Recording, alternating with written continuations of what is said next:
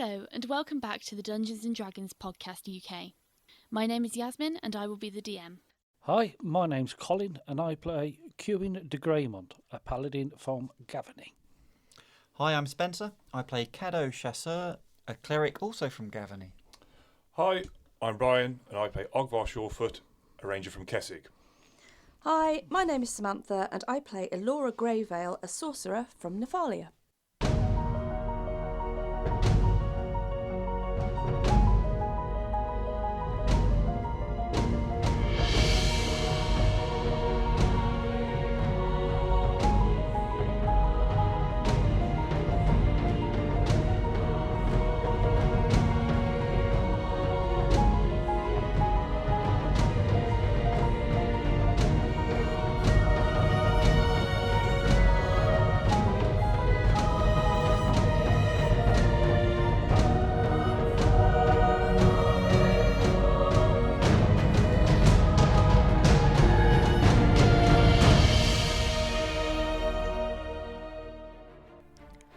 As our sorceress unleashed a monster masher of a spell, her spectral spear found its foe, and the pipework got painted a pretty ugly shade of puce. Finally, after exiting at the end of the tunnel, they found themselves in a distinctly derelict but palatial-sized pond with the remnants of a once fantastic fountain. After hanging out on a hydra, our duo discover they have helped themselves to a ludicrously lucky break, as they seem to have circumvented the security net and popped up in Axum's grand gardens, perfectly poised for an assault on the west wing of his manor. Later, the party purchased a host of magicals and consumables to aid their cause, with Elora eagerly bagging a bargain as she invested in a ring of invisibility for a gloriously cheap 50 gold pieces. So, a knockoff Nigel with a crummy consequence, or a very cool counterfeit? Episode 84. Boots, Biscuits, and Bishop Bashing? Okay, so we join you where Elora, you are stood in front of a seemingly glowing tavern.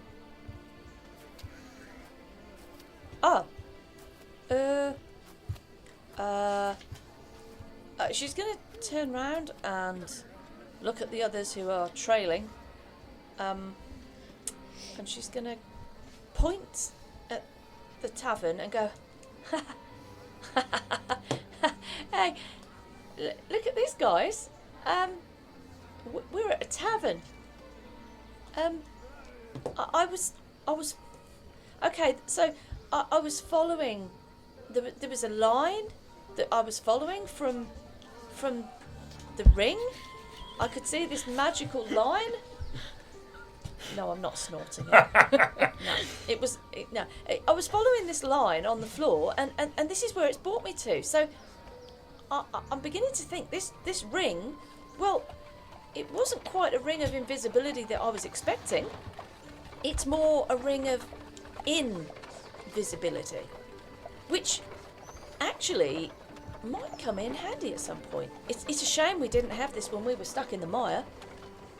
That would have been useful. Wouldn't have needed a compass then. I suppose it's a kind of compass. Sort of. Well, okay. It might be useful, I suppose. Yes. She's just going to start laughing.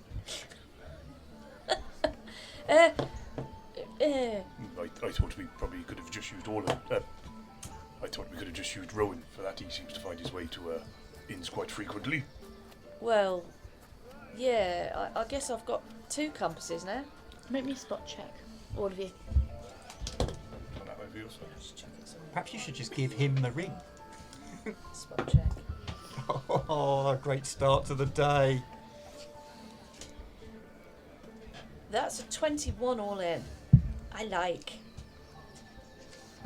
15 for Ogvar. 16. 5. Caddo. Okay, with the exception of Caddo, as you say this, Ogvar, you all looking at this inn, this tavern. As you say this, Ogvar, there is a big sign outside, like a kind of independent standing sign. And on the sign, it's got a picture of a dog, and it's called the Dog Inn. and hanging from the bottom of the sign is Rowan. So did you say it was called the Doggy? Oh, God. What exactly goes on in this pub? Oh, it is a big city. How high is the sign? It's probably about 7 foot off the floor. The bottom of the sign is probably about Oh, so 7 foot. reachable then. Yeah, Okay. Is Rowan awake? Is he asleep? he's just hanging around off the bottom of it. Right. He's probably asleep. Okay. I'll walk up and just like give him a little nudge. He swings. Does he stay asleep? Seemingly, yeah. Oh. You hear little kind of bat snores, little. Longvar just looks at him and frowns a little bit. Allura, I found your bat. And I think he's having a lie-in. Not an early riser, I take it. What's he doing? Rowan? Rowan! Rowan! Wake up! Wake up! I'm gonna... Rowan! I'm going to turn to Ogvar and go, it appears you're correct. Rowan's actually here before we got here with the ring. So yes, I suppose if we're desperate for an inn... Did you say that the sign was on the floor? It was like a floor sign. It's about 7 foot in the air. Oh, it's up in the air. Sorry, my mistake. Rowan! Rowan! Rowan! That damned bat. You notice as a slight breeze passes through this sign, which is clearly kind of hanging in a frame, hanging loose in a frame. The sign swings, it goes, and underneath the bat also goes and swings with the sign. He's not hanging onto the bottom sign. He's hung onto the bottom of the frame, but obviously the wind's just blown the bat as well. I think I've woken the dog up.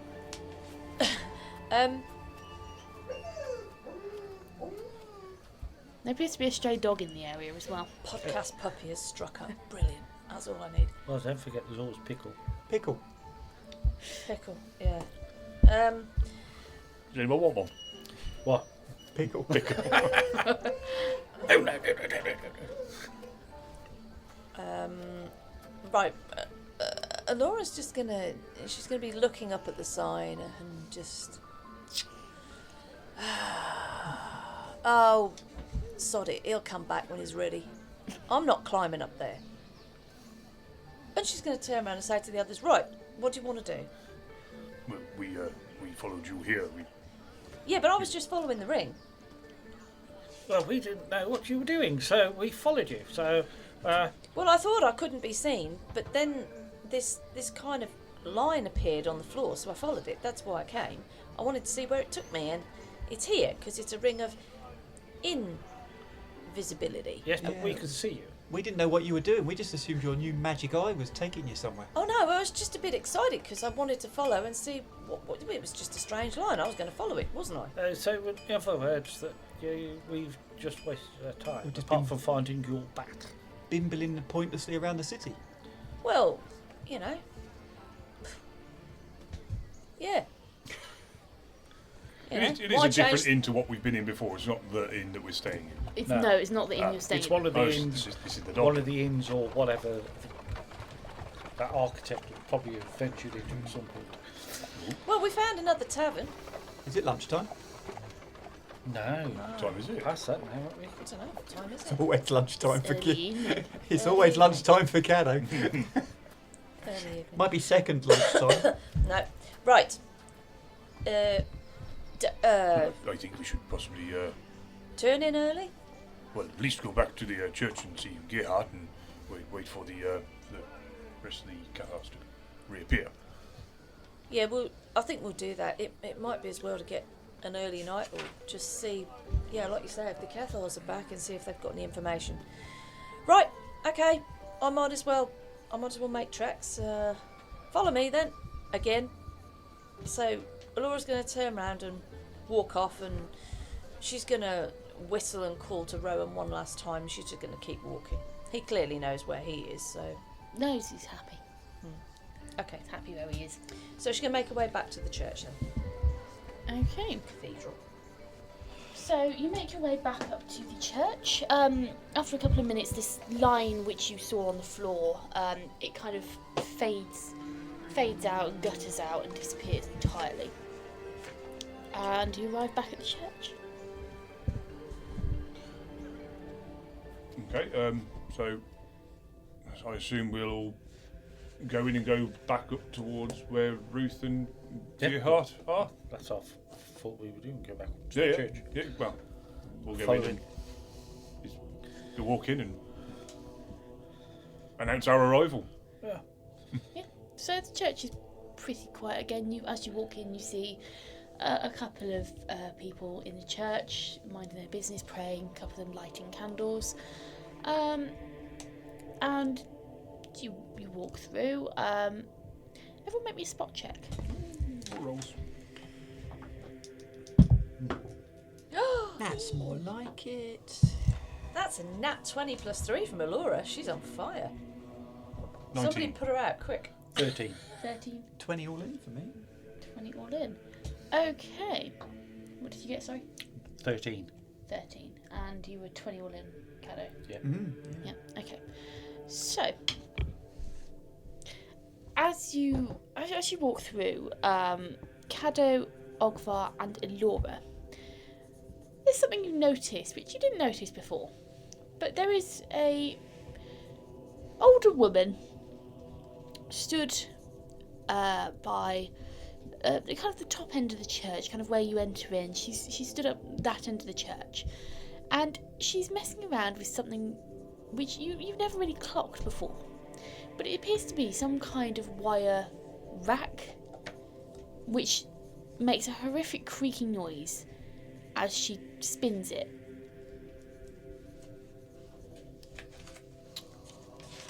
A wire rack that spins. Yeah, Like a magazine rack. kind of. Okay. It makes this horrific kind of... Is it an empty wire rack or is there anything in it? No! Okay, so as you look at it, you can see that there are little kind of... there are little rectangular cards Mm-hmm. in some of the slots. Okay, so she's not near us, she's down the other end. No, so as you've walked in, she is at the top end of the church where you walked in. It's to the left-hand side. Oh, okay, right. So, probably not, if you're looking down, it's not something big. It's to the left-hand side and near one of the pillars of the church. Okay. Can Ogvar see what the little yellow little cards are? Yeah. As far as you can tell, they're just little cards. I nearly said yellow then. I don't know where the yellows come from, honestly. As far as you can tell, they're just little cards. They're probably not something you've seen before. She's selling panini stickers for the Innistrad Premier League. that or she's a chain smoker, and for her entire life she's been collecting cigarette cards.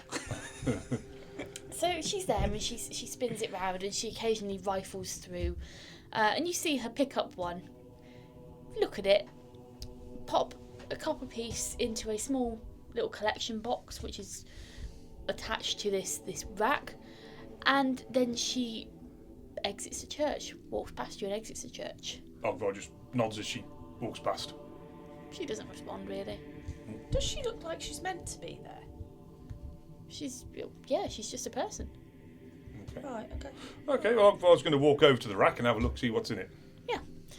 So, Obviously. Ogvar, as you go over to the rack, you see lots and lots of pieces of card, and they're probably 4 by 6 inches, and on them you can see various pictures. Penny's dropped. So some of the pictures depict coastal scenes, perhaps scenes of Nephalia, scenes of the local area. They're quite desolate, quite wild. There's one which depicts the silver sand beaches, and it's kind of got it's somehow got this kind of glittery effect as you tilt it and it catches the candlelight. It's got this kind of glittery effect. It's very attractive. And then there are some which are clearly drawing bits of artwork, depictions of the Archangel Avacyn. You get certain ones which have got just Avacyn's holy symbol on it in very stylized styles, like stained glass styles.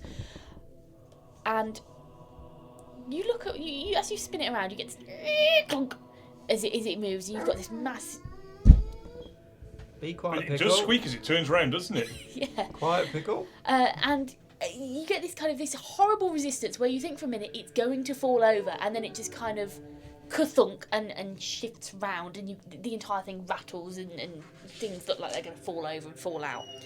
But as you turn it, there is one particular card which catches your eye. Nope. And it looks to be a drawing, some artwork of the church you're in. Looking down the main body of the church to the altar. And on the top it has the quote, "It's Avacyn, not Avacyn."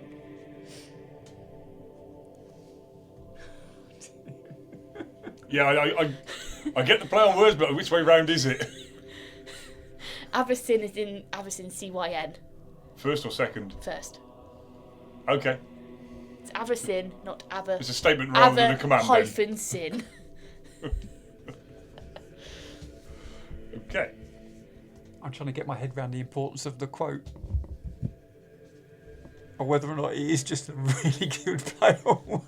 It's Have a sin, not have a sin. Not have, Yeah, just have, yeah, yeah. that's what it's intended Yeah, to say. yeah, but yeah. Dunno, just I mean, it's clearly a rack of postcards.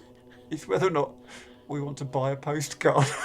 Although you said the woman left the church. She dropped a copper coin into a little collection box. Oh, so she was... Ah, right, okay, I'm with you. Sorry, I thought she was selling the postcards. She bought postcards. She bought a postcard, yes. And we hadn't noticed the postcards before. No, it's probably not something you've noticed if you're going in and you're going straight Just down, read- you're looking for Gerhardt. I'm quite taken with a postcard, so Caddo's going to have a good old look at these postcards to see if there's any classic beachside comedy postcards. Yep. Kieran, what did you want to do?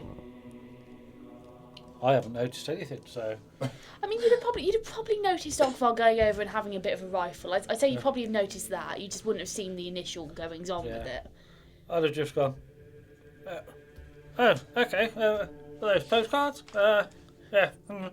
I don't like writing. Well, So, Ogvar, this is probably a bit of a novelty to you. Mm-hmm. Being in Kessig, being out in the wild, not many people send you postcards. It's not really a thing. But with Kieran being in Thraben and Elora going around Nephalia in the cities, postcards are probably quite common. You see people exchanging them and sending them to family and friends. So yeah, you probably see them quite often. So Caddo, if you want to have a rifle through the rack, you're more than welcome to rifle through the rack. There are a couple more kind of punny postcards, a couple more humorous ones. Nothing kind of toilet humour, nothing like that. But they all follow and play on words on Avacyn or the church. Is there the traditional map of the city postcard?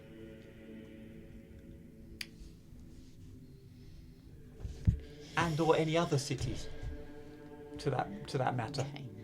We're going to do this in percentile, actually. That's a D. I don't know why I'm picking that. No, that's percentile. Okay. So, give A few me maps would be quite handy, wouldn't they? a 20% interval. Oh, let's go with 45 to 65. 45, 65, 94. No, you can't find any. You find one which appears to be like a little piece of card in an empty slot, which says, "Sorry, out of stock, map of city." In which case, my interest in said cards wanes. Okay. So if you're going to buy one, you're more than welcome to just knock a copper piece off per postcard. Yeah, Ogvar will buy one. Ogvar's going to buy a postcard. Yeah, There we go. yeah. I took the bait. I was looking for maps and funnies. There's a copper piece, do you say, yeah? A copper piece. Okay. Yeah. And there's a little collection box. Ting. Went in.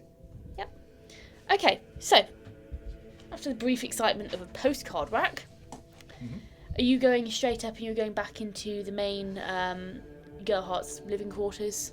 mm-hmm. Yeah? Yep. Yeah, I would imagine so. Okay, so you go back upstairs. Is there anything particularly you want to do in the period of time that you're going to wait for these scouts to come back? Well, I'll go. I'll check all my armour and Yeah. just go over everything. Sharpen my swords, greased what needs to be greased. Yep, okay. So you're just going to generally prep yourself and make sure you're ready. Okay. Ogvar.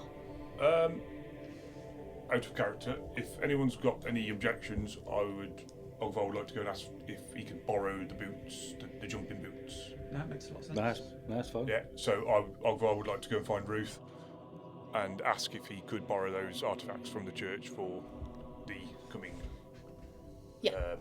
thing. Yeah. Okay, so you go find Ruth. Ruth is once again in the kitchen, and you come across quite a humorous scene. In front of Ruth on the table there is a jar, and the jar has the word cookies written on it. Okay. As you walk in, she is scolding these two young Cathars, so the ones which she won't let go out and do anything on their own. They're quite young, they look early teens, a boy and a girl, and she's got a ladle in her hand. Big wooden ladle. Her one hand is on her hip, the other hand is holding the ladle aloft, and she is tearing a strip of flesh off these two young Cathars. Clearly, they've probably been in the cookie jar. There's a little bit of trace of crumbs around the lad's face. They've clearly been into the cookie jar, and from what Ruth is saying, she is very displeased by this fact. As she stood there, scolding them, the cookie jar to her right and slightly behind her on the table, you see Gerhardt. Gerhardt is also in the room. Gerhardt is sat at her table, and as Ruth is scolding these two young Cathars, you witness Gerhardt's pale hand reach out and begin to slide into the cookie jar. Without even looking, there is a loud crack as Ruth brings her ladle down onto the back of Gerhardt's hand. His hand retracts rather quickly. He's oh, blasted botherations.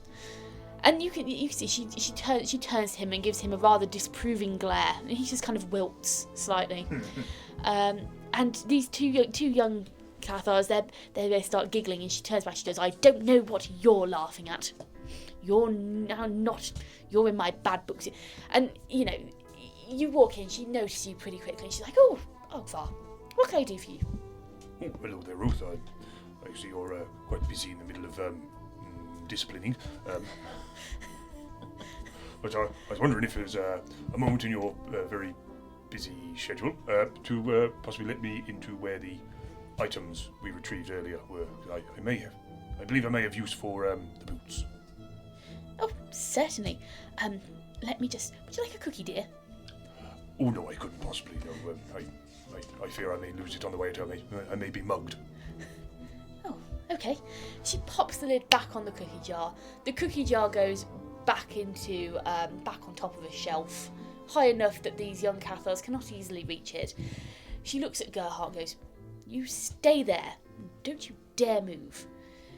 The two young Cathars, as she turns around, they've already made a dash for the exit, and they push past you, Ogvar, as they go. They've clearly seen their opportunity to run, and they've taken it. She just kind of sighs in irritation. I'll deal with them later. Okay, dearie, off we go then.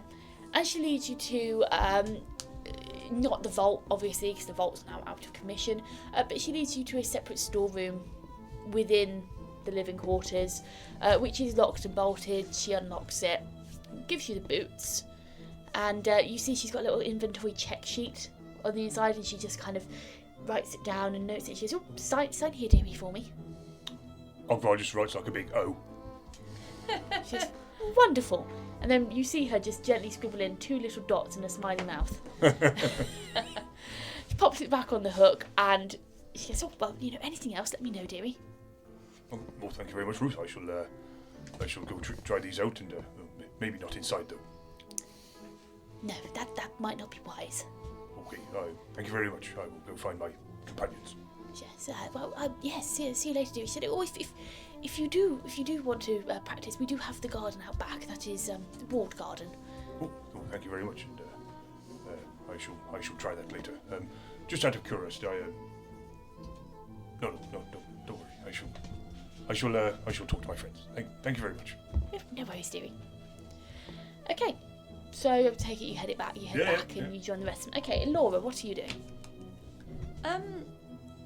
I think Laura would probably. I think she would turn in early. Yeah.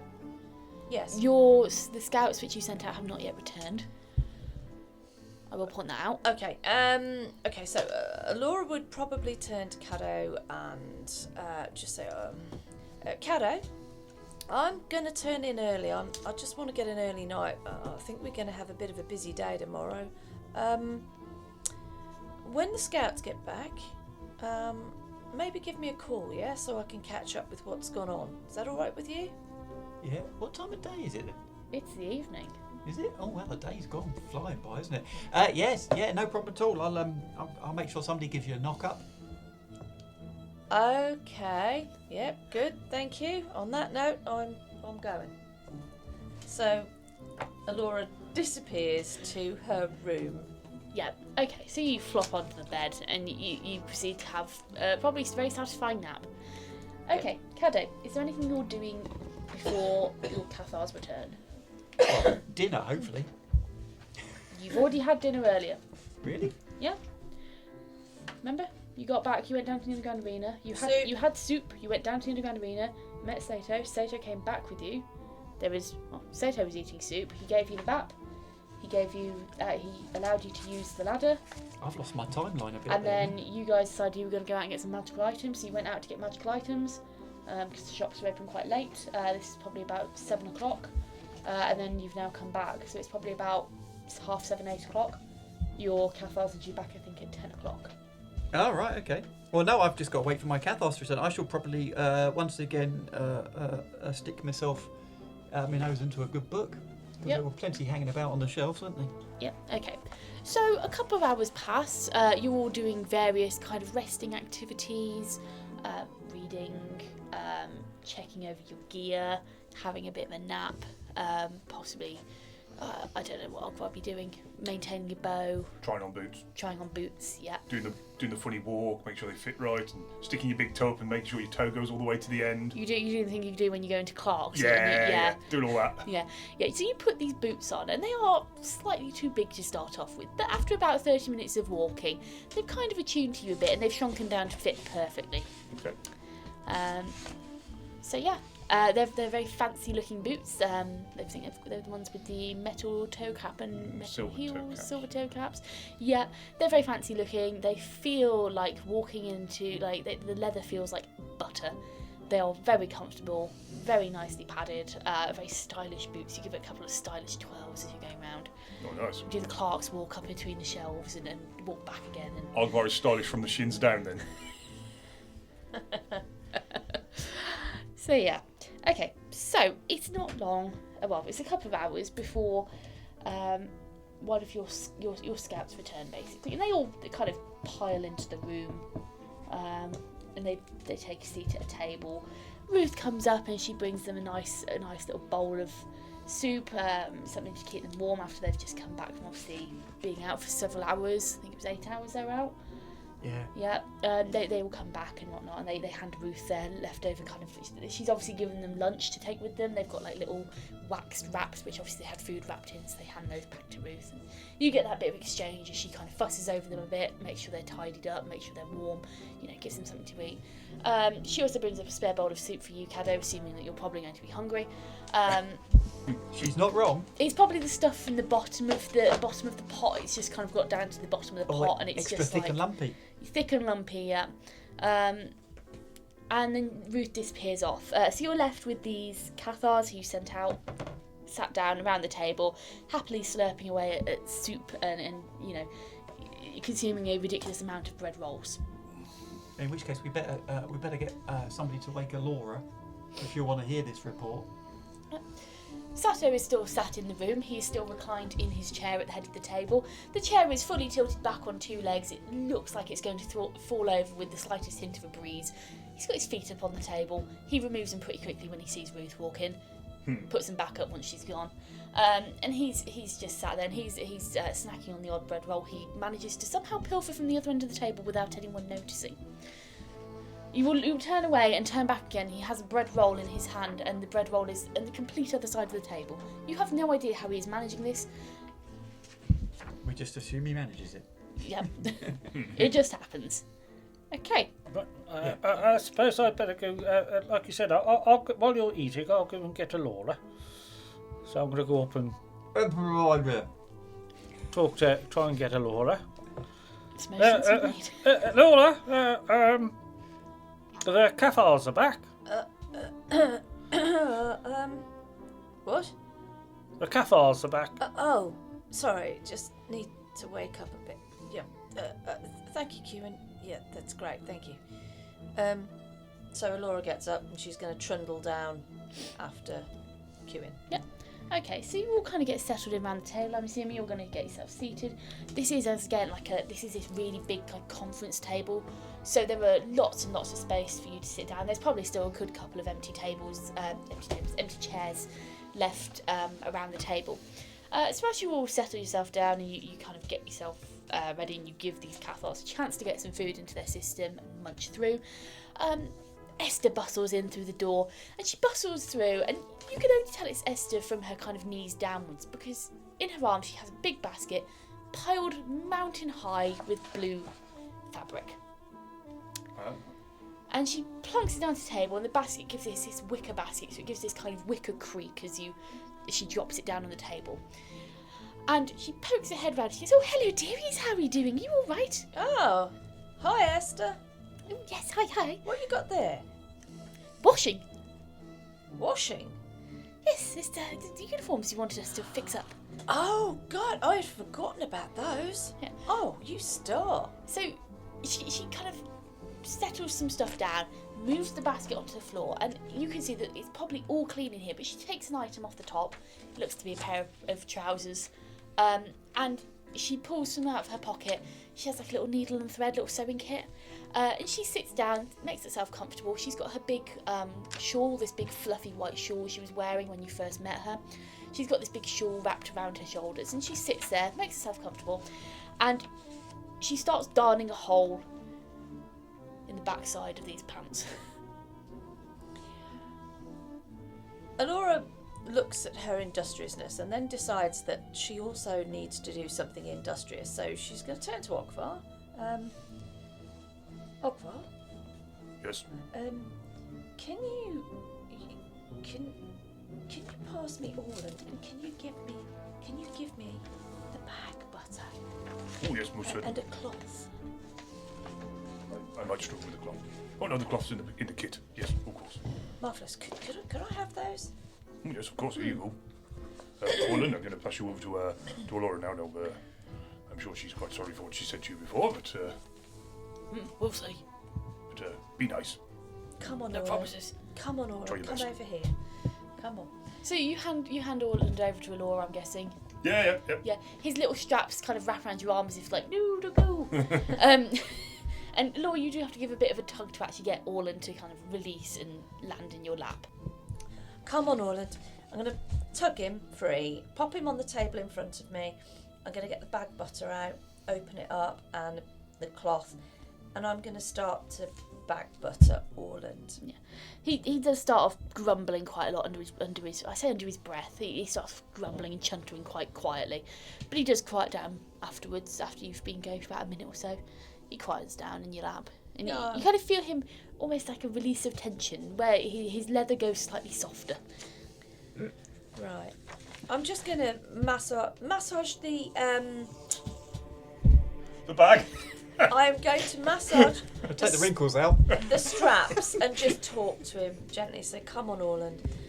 I know we had a bit of a falling out. I didn't mean to put you in peril or anything. Come on, forgive me. I'll just, I'll just give you a rub down with this bag butter and make you feel a bit better. Just supple that leather. And work on the straps and on the strap handle and." Okay, so you do that. You now have all of these Cathars. They're mostly kind of just finishing up, sponging off the last bits of soup from their bowls. What would you like to do? You're all kind of sat there. Just, Laura's got herself settled, so is Esther. You all just kind of sat there. What are you doing? I'm trying to think of which one we put in charge. we decided. Has anybody got a list of the Cathars? Because we decided we put one of them in charge of the activity, didn't we? It doesn't really matter at this point. You can just ask them anything. They're all here. They will all report back. Yeah, in which case we will now report, don't we? Okay. So you're probably going to ask do this report in forms of you're going to ask them questions. They're going to give you the answers you want. So do you want to go around the table, ask them a question? Yep. Yeah. Do you want to start off, Cado? Well, the first thing we asked them to find out was whether or not we could tell who was living in which rooms in the house. Okay, who was in which rooms? Okay, so you ask them who was in which room of the house. You get responses from kind of all around the table. So depending where they set up their Overwatch would obviously depend on who they saw, but you have the general kind of answer that the servants are in the kind of bottom floor of the house. They didn't really see many of them through the windows and top floor. It'd be quite difficult to see much going on because obviously they're going to be quite far away because you can't really get close. But there is the suggestion of the lords and ladies' rooms look to be on the second floor. At the back. Yeah. And they didn't really see much movement in the upper floors. In the upper top floor, sorry. Okay. Aside from that, all of the movement that they saw or witnessed appeared to be in the basement area, the guards' courtyard, that kind of area. Okay, Kewin. Do you know how many of his own guard there are and where they're roughly positioned? And what sort of uniform they're wearing? Okay. So, again, the answer comes from around the room. The general consensus around the room seems to be that there were a few guards patrolling the outer walls. Not many were seen. Possibly about 6 patrolling around the walls, and they tend to kind of patrol 1/6 and then switch over.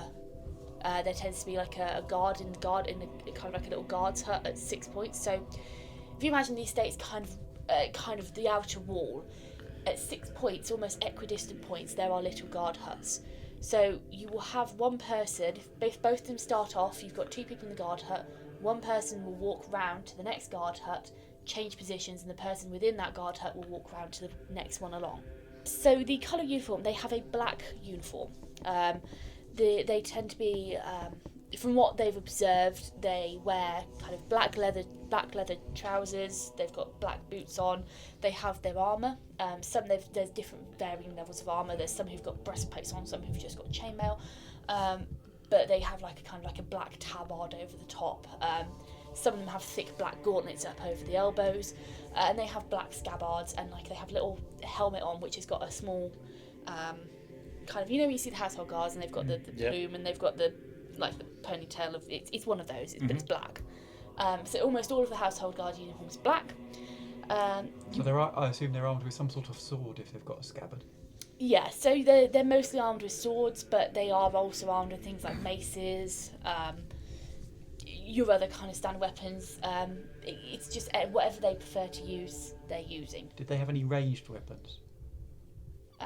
So were there people with crossbows or most bows? Most of the guards would also have a crossbow across their back. In terms of the outside, some of the ones you sent out, some of the Cathars you sent out have also noted that there were some household guard on the outside of the property. So actually on the front terrace, where the front doors are, there were a couple of household guards stood watching, one by the door, like a couple by the door, a couple just kind of patrolling up and down. But there only seemed to be maybe 5 at a time out on that front terrace, but there could be more. They only ever saw 5 though. Okay, Ogvar. Hello. Question for the Cathars. No, I think Ogvar would probably just sit and listen rather than... Yeah. Okay. Obviously there's people here who know a lot more about this sort of stuff than Ogvar does, so he would just listen. Yep, Alora. I think Alora would look up from what she's doing briefly and just glance around the table. She's definitely going to glance towards Sato having clocked that he's somehow getting bread rolls on the other end of the table. He's now smoking a pipe.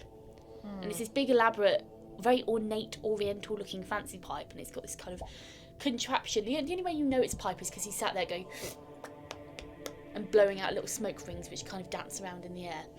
But it's this kind of weird metal contraption on the table. It's a bong. Not a bong, The no. thought had crossed my mind. And Laura, right, she's going to cock her head on one side and just look at him quizzically, and then look away, look at the Cathars, and say, is it just the household god, or does he have... Is there any evidence of magic users or magic about the property? Does he have anybody that might use magic? I don't know. Have you did you manage to spot out, are there any magical traps or anything that you might have, anything that seemed obvious or out of place that wouldn't be? There's a little bit mini conference between them, and they all kind of come to the conclusion that they don't know. No. Okay, that's fine. That's all I wondered. Okay, Caddo. How many entrances are there through Okay. the main wall? So are there back gates, and how are deliveries managed? Yep. So they give you the answer that no, there was only the front gate. The deliveries that they saw arrive that day came through the front gate and then moved around to the back of the house. So deliveries are going in through the stables. Yes, basically they're going round the back, and it appears to be that the path they're taking, they go up to kind of there's one big kind of driveway. It then kind of splits in two around a big central kind of bit of fluff, topiary, kind of this general garden ornamentation. It goes round, and instead of kind of carrying round and then back out, it goes down to round the right hand side of the house as you're looking at it. Goes round past the guards' courtyard, past round the armoury, back round the back. There's appears to be where this balcony is on the first floor. It is a little bit more extended than it is on the actual drawing here. The one out of the salon. Yeah, and this balcony has like a pillar supporting it. It goes under the balcony, round the back, and it goes through the stables, and that's generally where all the delivery intake seems to be. And that's like a road in, is it, for the deliveries that goes through that route? Yeah, so they'll come up the main gate, go round the back and in, and then they'll follow the same route back out. And did there seem to be some sort of password system at the gate for deliveries? You saw that the carriages were stopped. They were checked. They were inspected. Rough inspection. Obviously, goods were looked over, and they do tell you there seemed to be a very thorough inspection on some of the things that were going in. It was noted that perhaps certain deliveries which are coming in, which perhaps they get maybe more regularly. Things like there was a wagon full of ale. They didn't search that one as thoroughly, perhaps because those companies or those businesses supply more often. But then some of them, which contained goods which could potentially be party supplies if they're prepping for the party. Some of these crates were more thoroughly searched. And could they tell if there were things being set up in the gardens for the party, or could they tell that the party was being set up indoors? Yes, it's probably the answer. They could probably tell you that there looked like there was some more kind of groundworks happening on the back garden, behind where the salon is, so where the balcony would look out. They probably tell you there looked to be some kind of works going on there, more gardening focused in that area. But nothing was actually being set up as far as they could tell. Kewin, you got any more questions for them? Yes. How are there any much trees and bushes around the outside, or anything like that? So the answer you get from that question is yes, there are quite a few trees and bushes. They're mostly ornamental, which means they're quite low. So something that you would know, Kieran, from your obviously being part of a noble family, is that at the moment, currently, small box hedging, small mini mazes, which are only kind of like knee deep, kind of flower borders, things like that are very, very, very in at the moment. So perhaps a while ago where, you know, big hedges and tall screening privacy stuff so you could have like little niches in your garden, where that was more popular a while ago, the trends have changed and it's now very, very fashionable to have kind of like little micro gardens.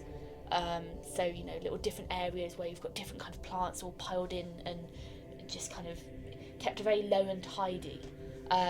So although there are kind of patches of shrubbery, it's mostly this kind of big, it's kind of crawl through stuff. Like, you're not going to have any big massive trees. What trees there are, what kind of bigger trees, tends to be towards the kind of back and outer edge of the estate, not anywhere near the front, because obviously the front's where people walk enter into the estate, but it's mostly the more neglected areas towards the back, and, you know, which haven't yet been worked on or renovated to this kind of small, very posh, prissy gardening. So quite a lot of the property is there's quite good lines of sight from the property out. Laura, did you have any other questions? No, I don't think Laura would have any other questions. She'd be listening, but looking at what she's actually doing, but ears flapping, if you know what I mean. It's impressive. It is. Okay, It's a skill. Cado and Kieran, any other questions from either of you? I assume they saw our grand fountain that we were in. You going to ask them that? Yeah, I get the bearings of this grand fountain that had a hydra and a thingamajig on. Did we tell him that it had that? Yep. Yes. We did. Right. So the details of the grand fountain in comparison to where it is to the house and how it fits into the overall. Are there more of them, for example? Is there a matching one on the other side of the building? Other garden accoutrements, if you like. Yeah. So they tell you that kind of in accordance with this kind of, the trees and the kind of more neglected areas being further out, there are a couple of structures in the garden which look to be kind of ruins, kind of abandoned, neglected. They're not really set out in any way which makes much sense. They're usually kind of, they're inside. They're in from the walls. They're probably a good, 50 foot in from the walls. But these areas are kind of very overgrown. The one Cathar tells you that he saw one at the back of the property, which was kind of like a old kind of pagoda-y thing. Looked to be made out of like marble or some really expensive stone, which is just chipped and cracked, gone into ruin. The top's kind of collapsed down inside. Some of the pillars have fallen over, and the entire structure seems to have kind of tilted and sunk into like this kind of marshy, boggy area. But there doesn't seem to be much in the way of much else in the way of that kind of structuring around the property. So yeah. Okay. Probably the closest one into the property is actually the old ruined fountain. How's that, Orland? Is that feeling okay for you? Bitter. Oh, come on, Orland. Really? He gives you a light slap on the wrist and kind of wibbles a bit. Yeah. He's not saying much. He's very quiet. Okay, bud. I'm going to put the lid back on it. I'm going to slide the cleaning kit over to Ogvar, and I'm also going to just gently slide Orland across as well for the time being. Yeah. You slide her across. He lets his strap dangle over your lap still. He doesn't put it back. Okay. Right, so is there any more no more questions from you, Kieran? Nope. Any more questions from Cado or Ogvar? No, Or I'm good, Laura? thanks. We can always catch them at breakfast if we think of something. Okay. So you kind of finish telling off answering questions. They all look really tired. They look kind of beat. So I'm assuming you're probably going to say something like, thanks for that. You can kind of well go. done. Yeah. You're great. Gold star. Yeah. So they shuffle off slowly. Perhaps the ones who've been on kind of a different outwatch, if they, as your questions kind of aim more towards what's on the ground and whatnot, the ones who don't really have much to do with it, they might kind of start shuffling off and just excusing themselves. But you've probably been talking to them for about an hour. So it's probably about 11 o'clock at night when the last one of them leaves. They take the bowls with them, clear up all the stuff, take the stuff with them. Esther has made a fairly decent progress through this pile of clothes. You can see that as the night's gone on, she's been kind of darning away and fixing ripped trousers, patching up knees, elbows. She's been doing an amazing job of darning, fixing, sewing. You see a pair of socks emerge at one point, which she properly darns away. And yeah, she's worked her way probably about a third of this pile of clothing to fix. Please tell me I haven't got a mending spell.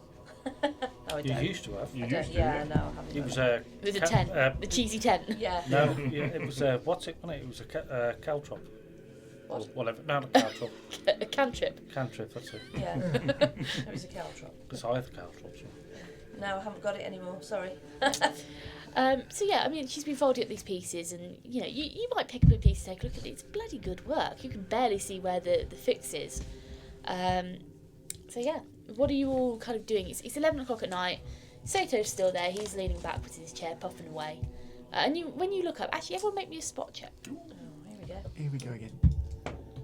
Ah.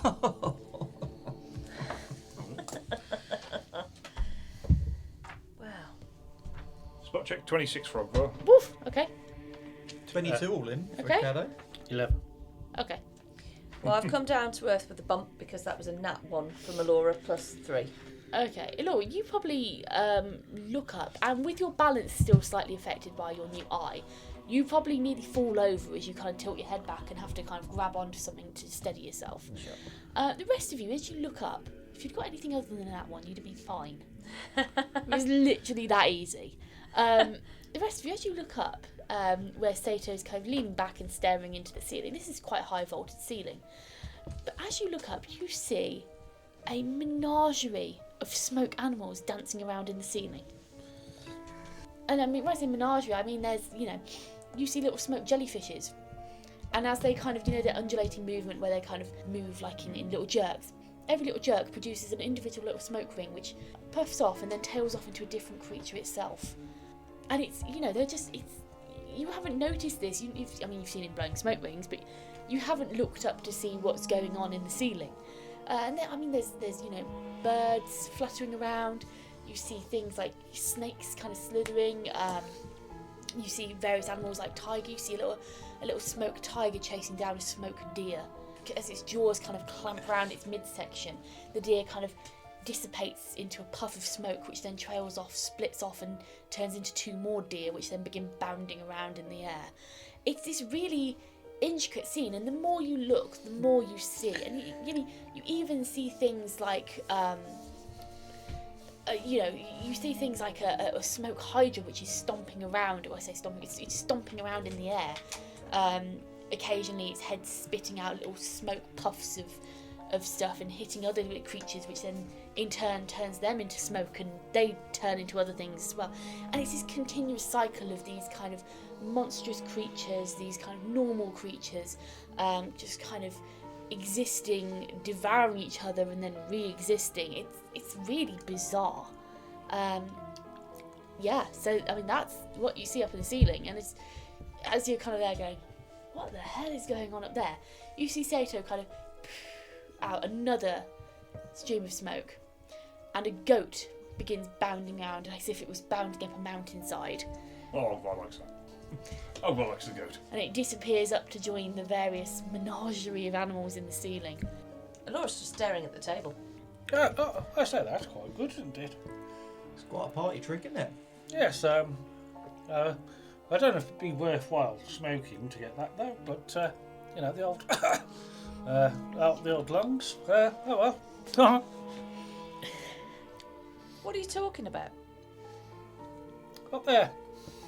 Up where? Up there? Oh. Well, she's looking at Sato again. She's fascinated by him. She quite likes him. And that's it. That's just what she's thinking, that he's incredibly interesting. Okay. So what are you doing? Are you just gonna kind of all head off to bed? I'll definitely go to bed if it's 11 o'clock, yes. Yeah. Yeah, I think. Yeah. Yeah. Bedtime, isn't it? Going back to my room. So you leave Sato. He's slowly puffing away, and he's decreased in his puffing. He's, just occasionally he'll let out a little ring of smoke, but he seems to be kind of just amusing himself, just staring up at this kind of scene he's creating up in the ceiling.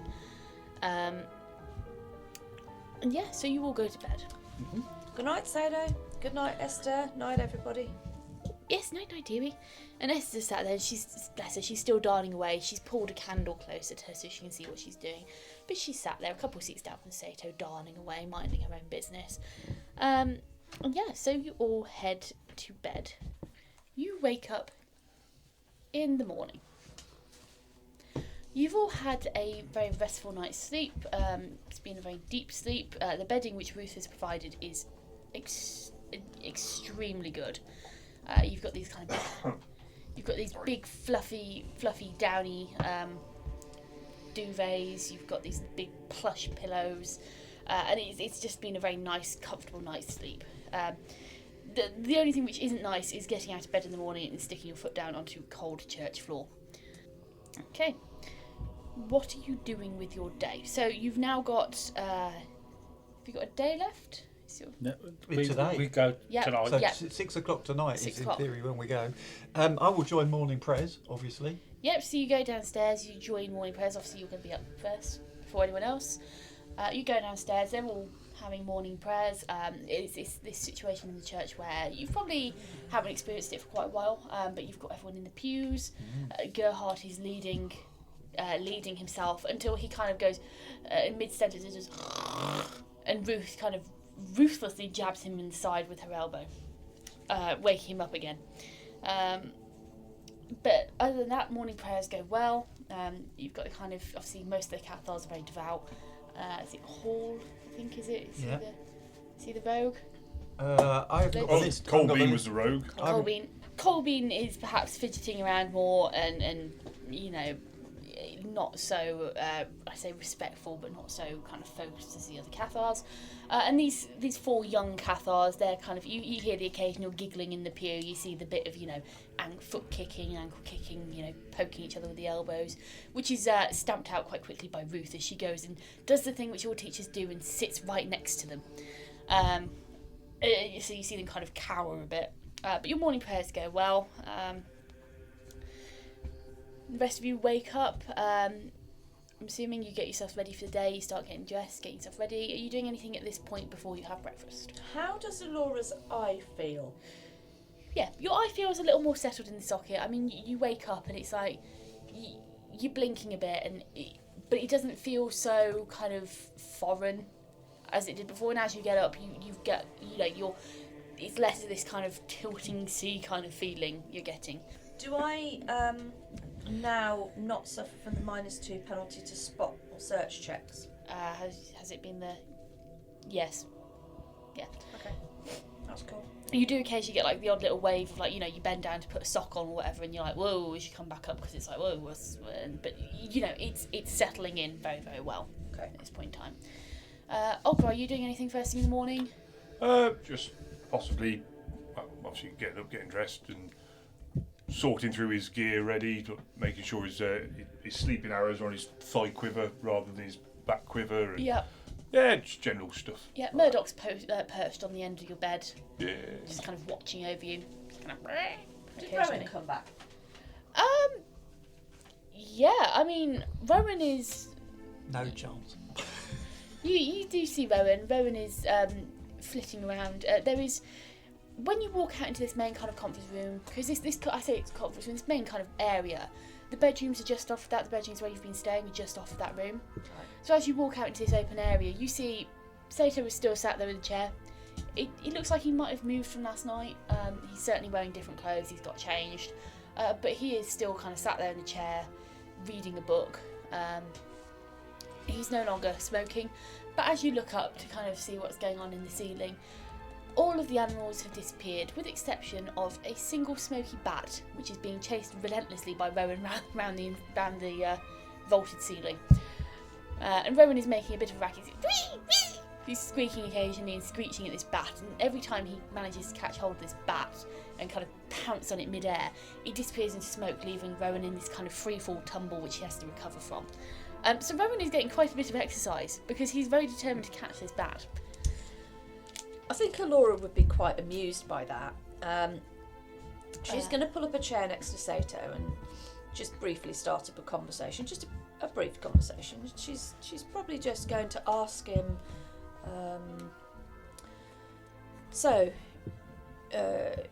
you move in quite mysterious ways, Sato. I move like anyone else on my feet. Yes, but you know exactly what I'm talking about. You think that I know exactly what you're talking about, but do I? Well, you can talk in riddles to me if you like, but I will ask you a straight question. What magic do you use? I have no magic. I don't believe you. Then you do not believe me, and nothing I say will change your mind. Can I make a check? What check would I make to see whether he is bluffing, whether he's trying to deceive me? That would be Sense motive. sense motive. Yeah, Yeah. Okay. you can make one. Okay. You're going to fail. Let's just. I probably will because it's wisdom based. Yeah. Well, can you see the look on the DM's face? I mean, I'm still going to make it. you better No, get. I'm not going to make it. You're hoping for a nat 20 here. It's 'cause a otherwise you're 7 stuffed. all in. Yep. No, you can't really. You don't get much feeling from Sato as if he's lying. You don't get the sense that he's lying at all. She's just going to narrow her eyes and look at him quite beadily. Then she's going to look up at Rowan, who's still flitting around the ceiling. And she's going to look back at Sato and give him a wry smile and just say, yeah, he's not the most disciplined, but he is young. And that's all she's going to say. Yeah. You very quickly receive a smoke bat to the face, followed by a spiralling brown bat. Do I need to defend myself? Do you want to make a reflex save? Yes, I do. Make a I reflex don't save. want a bat in the face. I've already got a sore eye, thank you very much. Reflex. Wouldn't it be a moment of genius if we put a ring on the leg of the bat that was a find pubs ring? That's a 22 all in. Yeah, the 22 all in, you're able to dive out of the chair and roll onto the floor in time. You hear Rowan make a bit of a thump as he hits the back of the chair and just kind of slides down onto the seat. Rowan, pack that in. Just watch where you're going. Do as you're told. Yeah, the smoke bat has fully dissipated now, and Rowan is just left kind of sadly. I say sadly, he's kind of flopped onto your chair, and he looks as smug as a bat can possibly look, and you get this feeling down your empathic link of just overwhelming smugness.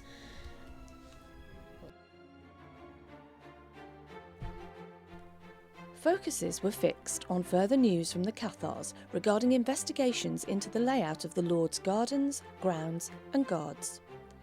Esther was on the wardrobe warpath, fixing up their formal threads so the team are sure to avoid any fashion faux pas. Meanwhile, Ogvar observed the problems that cookies can cause in the kitchen as he attempted to avert his eyes from Ruth's spot of blatant bishop bashing before borrowing the church's boots of leaping.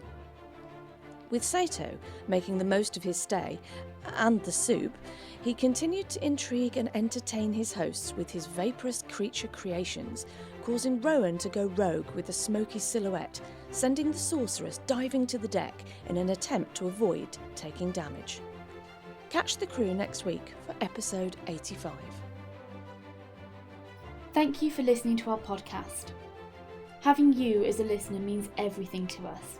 So, whichever streaming service you choose to listen to us with, please give us a like, subscribe and follow.